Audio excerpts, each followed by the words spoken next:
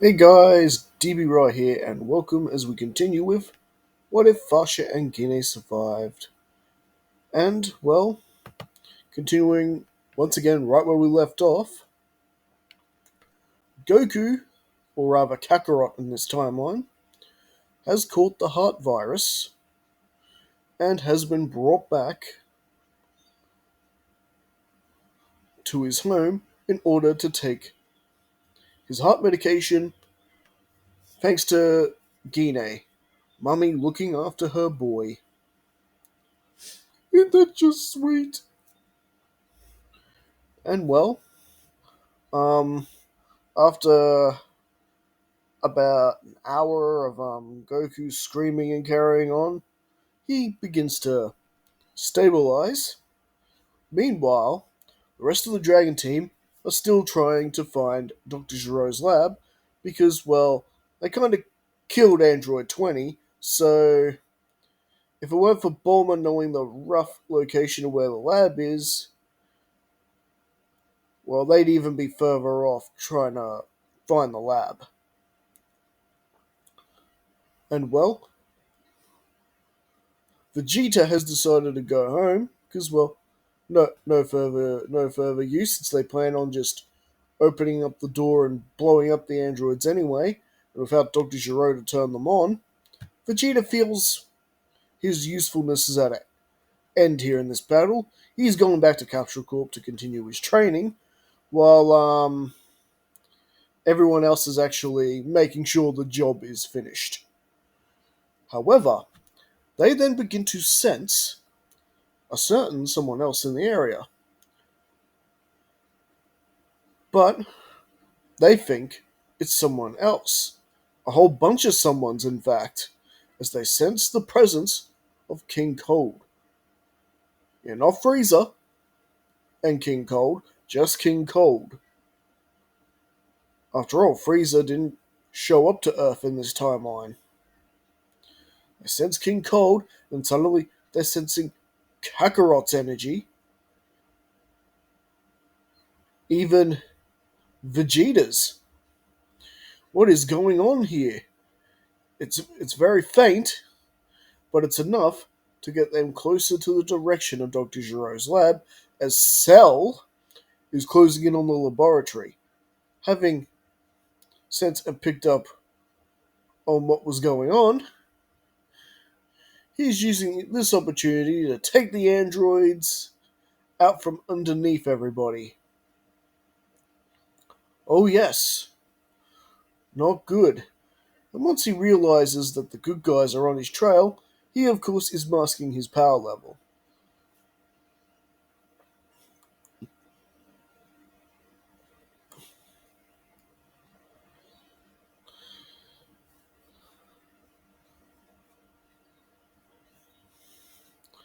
The Cell's skulking around the ground,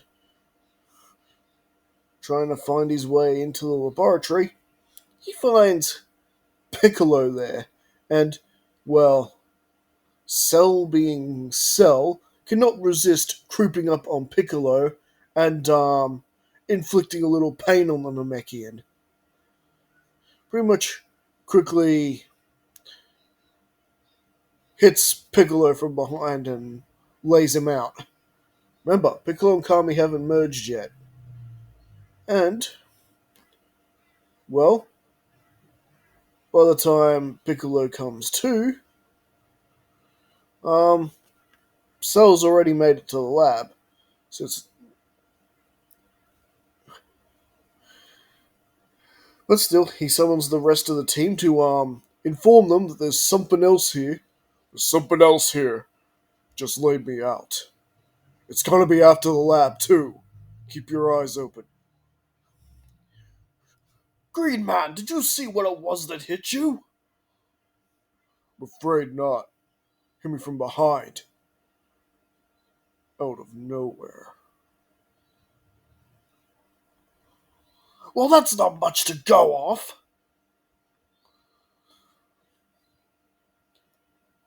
And well, success. They do manage to find Giro's lab on their own. let's just say Tien's multiform came in handy. And, well, as everyone assembled out the door, suddenly, boom, the doors blow open, and Sellers emerged, and he is glowing all over, shining green, glowing all over, dark storms in the horizon, green lightning hitting the ground. Yes, Cell has done it. He has already absorbed the deactivated Android 17 and 18, and his transformation to his perfect self is underway.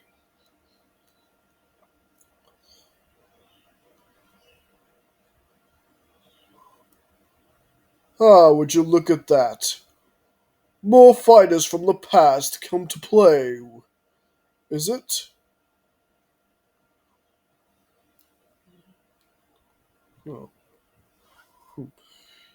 You might have had a chance a few moments ago, but now, well, get a look at me, at my perfection. And, well, Fasha and Raditz go Super Saiyan. Now, if you're wondering if Vegeta comes back, yes, of course he does.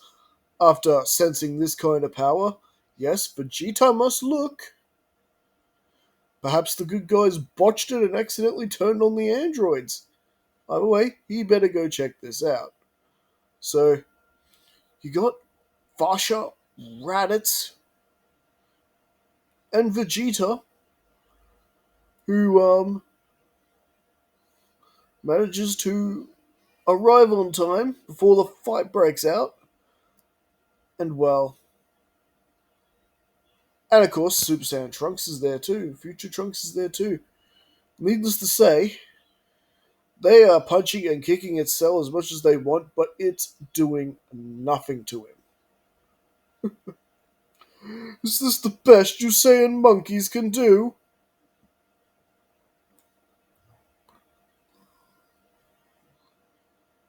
And Cell, more or less, gives everybody a little bit of a taste of his power. Not killing them as of yet. After all, he just got this body. He wants someone to test it on. And well, the Z Warriors will definitely do. So,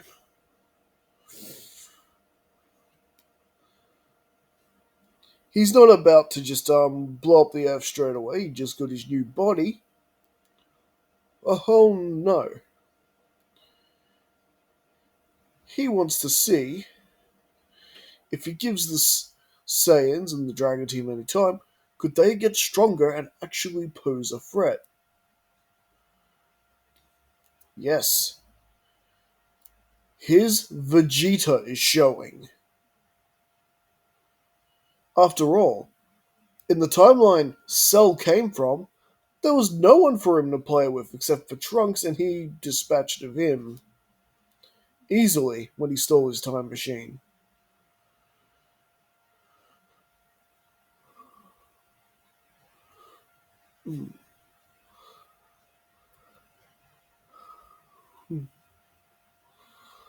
He does.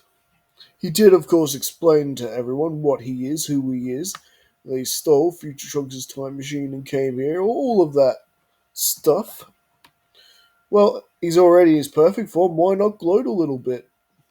The bottom line is, none of them are in a good condition, and there's definitely not enough sensu beans to go around. So Krillin, who pretty much is the only one who didn't get attacked by Cell, apparently Krillin just wasn't worth wasting the energy on. Well, lucky for him. Anyway, so he splits off every bean in the bag, into freeze and gives whatever he can to his teammates. That way, they're able to get at least some of its healing properties. The bottom line is that everyone's okay, at least for now. And yeah, it was pretty much Krillin who heard the explanation of who Cell is. So it's Krillin of all people filling them in. And,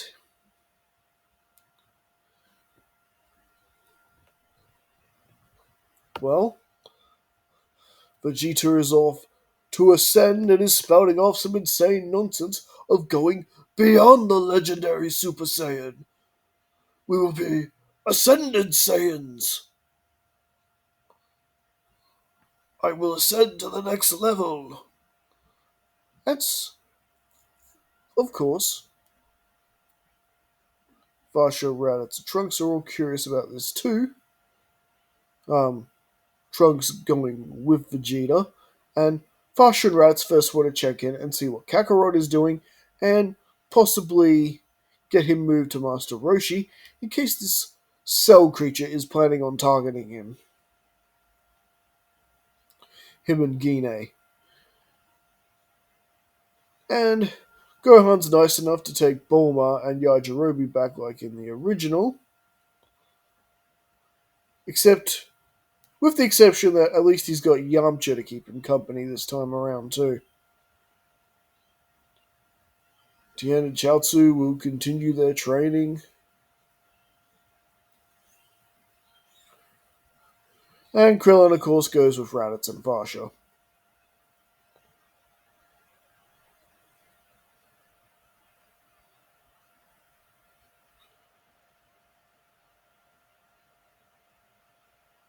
And,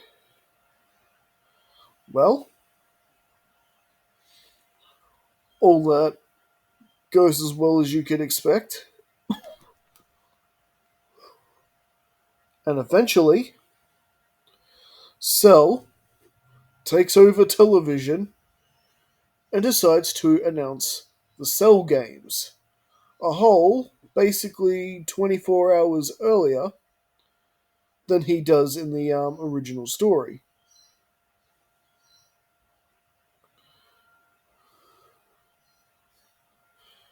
Now, at this point, not many people had heard of Cell yet. He'd attacked a couple of country villages, maybe one city on the way to Dr. Giro's lab. Not many reports on him, so it's not like anyone would really recognize him at this point, but they can definitely tell he is a terror as he destroys the city he's broadcasting from right in front of them, so they know that he means business and he is absolutely serious. That's right, 10 days and now. 10 days from now, we are going to have a tournament. Just like the old martial art tournaments.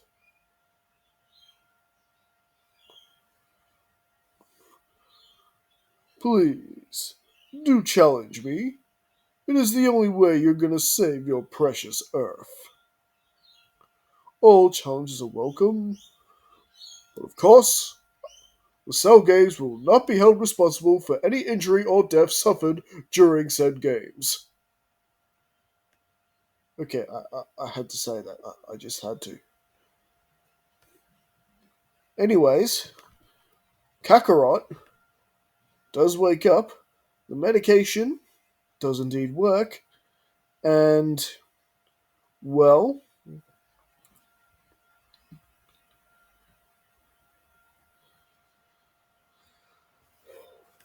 Gohan, Gine, Fasha, Raditz, Gohan, and Piccolo are all heading towards the lookout. Except, of course, Kakarot does want to get Vegeta and Trunks in on this too, so they do have a bit of a quick errand to run on the way and get those two involved too. Kakarot telling and Kakarot telling them all about this special room on the lookout gives you 1 year's training in 1 day.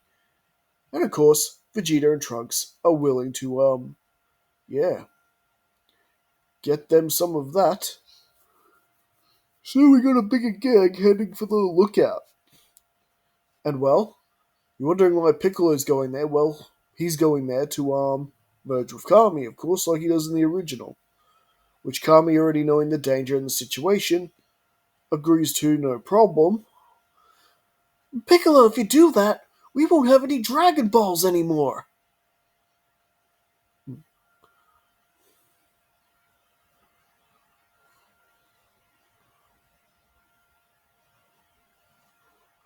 The new Guardian can handle that.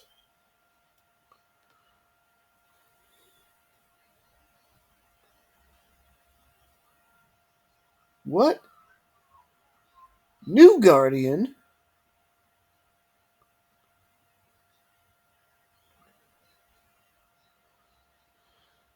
Piccolo suggests they find themselves a new Namekian to take over as Guardian. But do you right? There's no instant transmission. Goku or Kakarot rather, or any of them can't make the jump to New Namek to do all that. But that's okay. King Kai knows the answer to where they are, and it's actually nowhere near as far space flight as it is previously. And so it's actually elected that Bulma, along with Yamcha, Tien, and Chaozu, would take the flight to New Namek. It's nowhere near as far away as what the original Namek was. What? Why would that be, TB? Why exactly are you telling us this? Well, it seems to be implied in the non-canon Return of Cooler movie special that when Dende asked Goku and the others for help to rescue the Nameks and their new home on New Namek from Metacooler and the Getty Star, it's not that long of a flight. Probably a day or two. Probably only a few hours. We don't know for sure, but it's implied that it's a pretty quick flight. Otherwise, the Nameks would have been dead before they arrived, yeah? But when they arrive, Cooler was in the middle of still capturing the Namekians.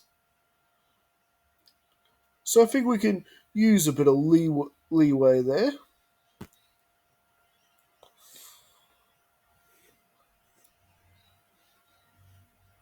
So they're in charge of bringing back the new Guardian, which of course will be Dende.